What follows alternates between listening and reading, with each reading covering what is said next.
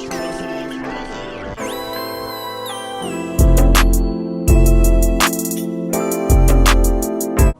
guys, what is up? Welcome back to the channel. So I'm trying to have my glasses low enough so my ring light won't get caught, but it isn't really working unless I go like this, so I don't know.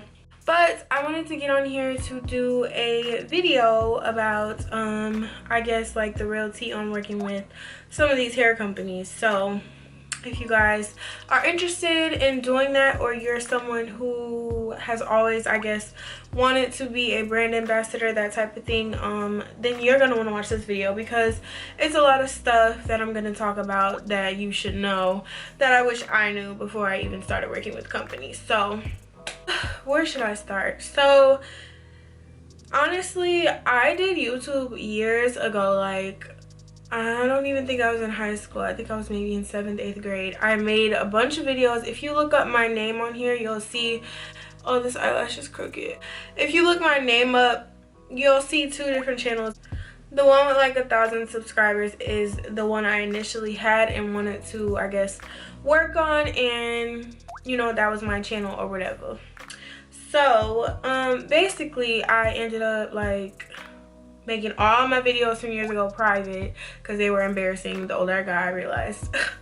Then I had a phone and I forgot my password, and like there was absolutely no way. This was around the time when Google like supposedly like switched over. YouTube switched over to Google, so I couldn't get back into it, and they were literally no help at all letting me get back into the channel. So I was really pissed because that channel had just made 1,000 subscribers back then, and I was like, wow. So I continued posting on it through 2016 and some of 17, and then after that I think I got logged out and I just never could get back into it. What happened was the phone that I had, it cracked or something. I had to get it fixed, and it like reset everything and deleted everything. I don't understand why that happened or who I took it to at the time, but basically I couldn't get into it, and in my notes was my password, so I wasn't logged in. I ended up getting a new phone, and I just kept trying to reach out to you know, YouTube, but they were not of any help. So don't try to remember your passwords, because sis, you're gonna be like me. And I was so pissed. So I started this channel and I just kind of went into it. I was trying to do like vlogs and stuff, different things like that, and the relationship I was in kind of failed, so I started doing like story time videos, and then that didn't really do good, so I started doing hair. And hair was something I always wanted to do back in high school, but I never did it. So I would do like affordable wigs, like half wigs. If you know, like if you know, you know. That's all I'm gonna say. So I did hair videos, wig videos, synthetic ones for a while. I got to a point where I was working with like really known hair companies. They were reaching out to me for, you know, wig videos, and I was really happy. Then I got my first sponsored video for hair back in 2017. And that was some curly hair, I think, from a company. I don't remember the name. But I was really excited back then, and I felt like, okay, someone's listening to me. That was right around the time on this channel that I made 1,000 subscribers. So from that point, other companies would reach out, but I wasn't getting offered like any pay or anything like that. So when I got, I can't remember, when I got maybe like 5,000 or 10,000, I think I charged $50 for videos. For the most part, for the longest, I was doing kind of just free videos, just the hair in return. So I didn't make it a big deal. But this is how the companies will reach out to you. They will be like, I really want my glasses to show, but they can't. Okay. The companies will reach out to you and they'll be like, hi dear. They'll call you all type of sweet names like, hi love, hi beautiful, we want you to review some of our hair, we're willing to pay, blah blah blah. So basically you have kind of like a written thing. Well, I made up a whole like message that to send companies that want to work with me, and I would be like, this is my quote for this much, and this is my quote for this many posts on Instagram or whatever, like Instagram story, stuff like that. So it price wise, let's go over that first. Price wise, I would say do not charge until you surpass about 5,000 subscribers. Now if you feel like you can charge before then, go ahead. I just would say don't, because most companies aren't going to pay.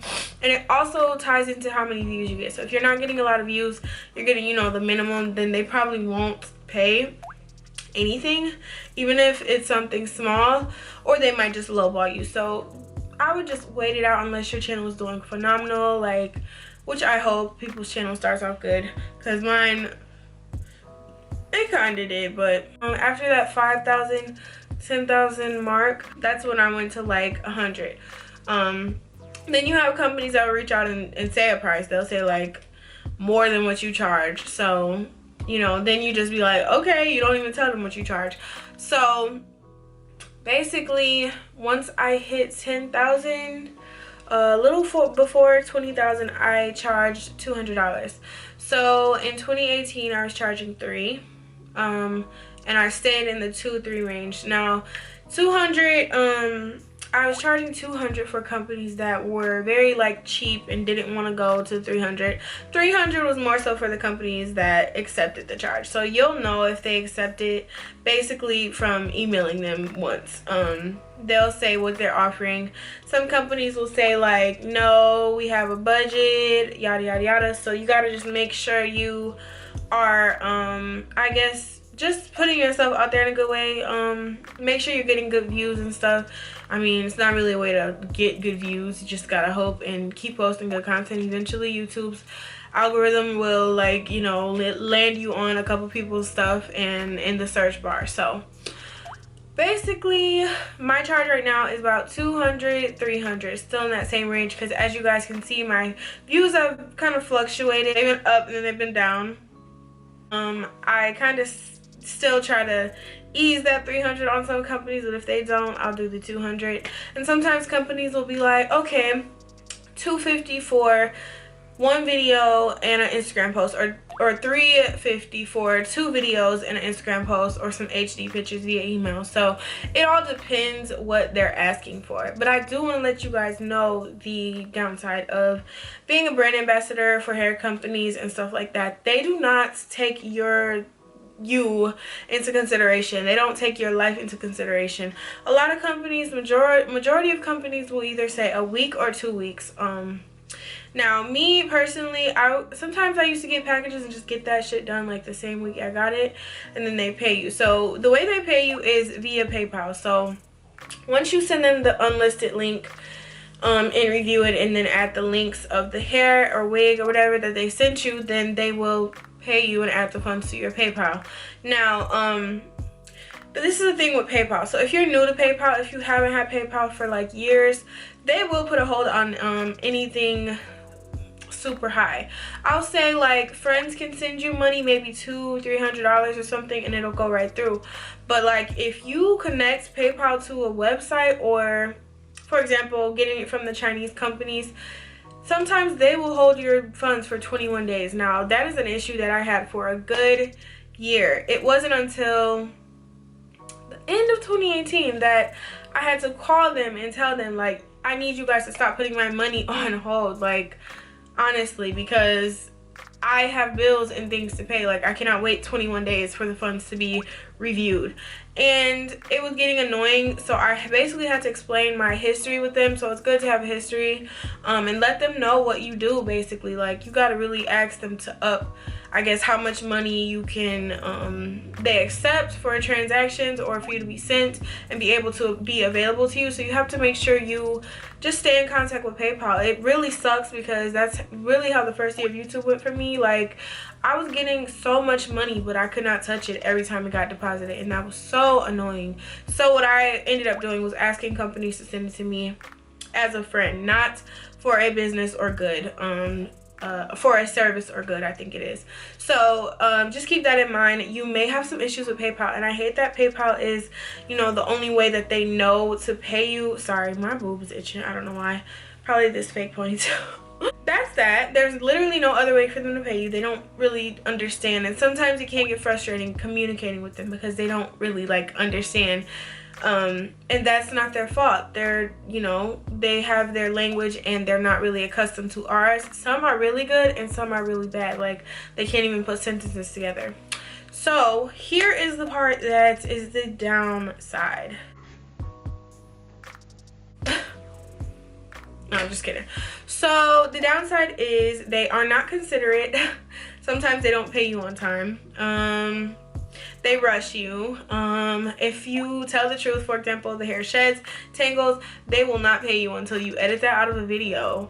I've had that experience a couple times, but in the beginning, I'm like, I'm gonna change the message that I relay when they, you know, reach out to me. I basically said that I will tell the honest truth, my personal opinion on the hair or wig that I received, and I will not edit anything out to please the company. So once I changed my wording a little bit, they just accepted it because they really wanted to work with me. So I personally was never into lying for any company, but a lot of people will say I have lied just because I do say a lot of companies are good. A lot of hair and wigs and stuff are good. And that is based off of my initial, you know, review, like, or opinion. Like, I always do say, this is just my opinion from a couple days of wearing or something like that. I never ever encourage anyone to buy anything based off of my review.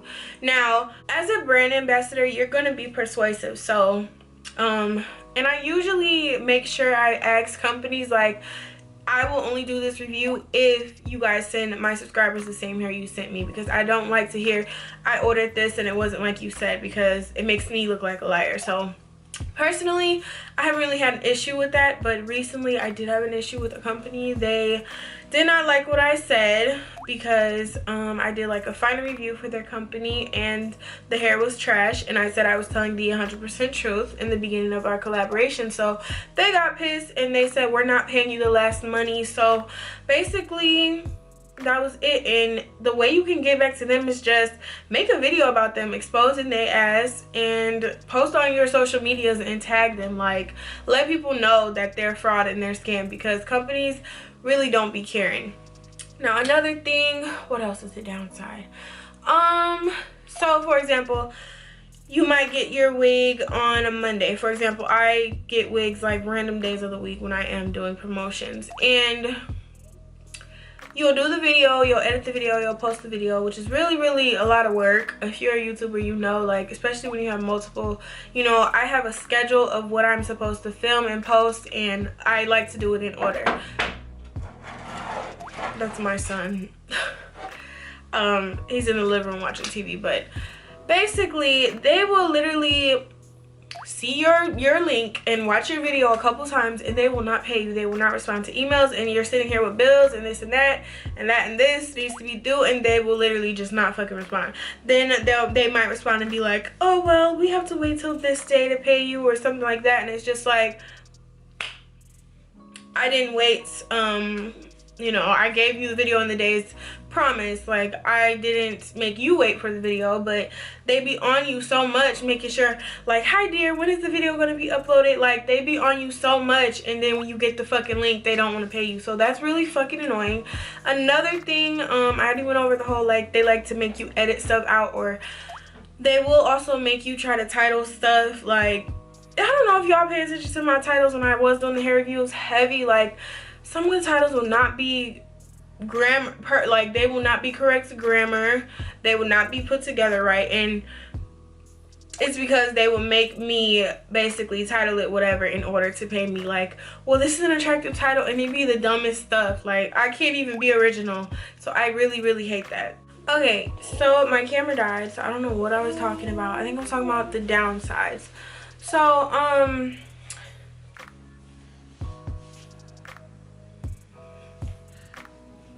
you felt me looking at you. So what did I go over? I should have looked at the video before, but basically, they're all for, like, why are you looking at me like that? What? They're all for views, clicks. If they don't really care about you as a person. I'm just gonna keep it real. Like, there are companies I've worked with that were American, and they have shown more compassion as far as, like, my well-being, more than these Chinese companies. They will be, you could say you sick or you lost the footage or something and gotta do the video over, or you'll say it'll be delayed. They won't give a fuck. They won't care, y'all. So I just want everybody who's interested in becoming a brand ambassador for hair companies, to go in with an open mind and know that, you know, your work is okay. You want to get on? Your work is worth what you feel like it's worth. Don't lowball for companies. Like, it takes work to do videos. It's not a quick process unless you like have an editor. So definitely, you know, stay strong and don't try to like get lowballed or go for anything these companies try to throw at you, because it's hard work being a YouTuber. Like, everybody thinks it's so easy because you don't have a 9 to 5 or you're not clocking in physically to a job. But I want to debunk that, because it's as hard as a 9 to 5. It's just from home. I'm making the video to discourage anybody. I'm just letting you guys know, if you're looking into this type of thing, what to expect and what you will be going through when you you know, get involved. Like, it's kind of tough sometimes, but you know. So yeah, I hope I answered some questions for you guys. Anything I left out, just ask me below. I don't want to talk too much. Will I be working with companies in 2020? I'm not sure. Maybe a couple, but not many as before, because whoo child, I done worked with well over 50 companies. Definitely, I've sold well over like 200 wigs. I've been through a lot with YouTube, so you know. But yeah, so I love you guys. I hope this video helps someone, and I will see y'all in the next video. And if you are not subscribed, opening doors, oh Lord, pray for me. But if you are not subscribed, go ahead and subscribe and tap that notification bell. And also give this video a big fat thumbs up if you enjoyed, and if you didn't, give a thumbs down, okay? I don't care. But yeah, I love you guys, and see you all in the next video.